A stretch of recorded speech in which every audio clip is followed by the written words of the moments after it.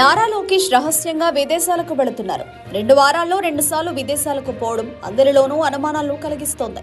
శంషాబాద్ కు వెళ్లి ప్రత్యేక ఫ్లైట్ లో ఏ దేశానికి వెళ్లాడన్నది ఎవరికీ అంతుబట్టని విషయం. రహస్యంగా లోకేష్ విదేశాలకు వెళ్లాడని వార్తలు గుప్పుమనడంతో ఆయన అలర్ట్ అయ్యారు. ఈ వాదనలకు చెక్ పెట్టాలని చూశారు. దీనికి సమాధానం చెప్పారు.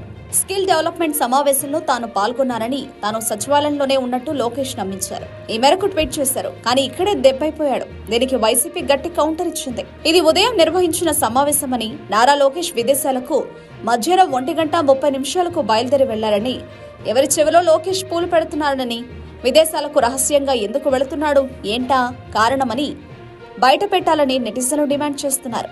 అయితే నారా లోకేష్ రహస్యంగా విదేశాలకు వెళ్లడం వెనుక ఈవీఎంలను మేనేజ్ చేశారని, వాటిని కవర్ చేసేందుకే లోకేష్ విదేశాలకు వెళుతున్నాడని కొందరు అనుమానిస్తున్నారు. ఏపీలో ఈవీఎంలను మ్యానిక్యులేట్ చేయడం వల్లే గెలిచారనే చర్చ దేశవ్యాప్తంగా ఆధారాలతో సహా బయటపడుతోంది.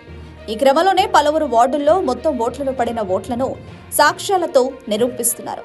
దీంతో దీని నుంచి బయటపడేందుకే నారా లోకేష్ విదేశాలకు రహస్యంగా వెళుతున్నట్టు పలువురు ఆరోపిస్తున్నారు. మరి ఇందులో ఎంత మాత్రం నిజం ఉందన్నది తెలియదు. లోకేష్ బాబు దీనిపై నోరు విప్పితే కానీ బయటపడదు. ఏం జరుగుతుందన్నది వేచి చూడాలి.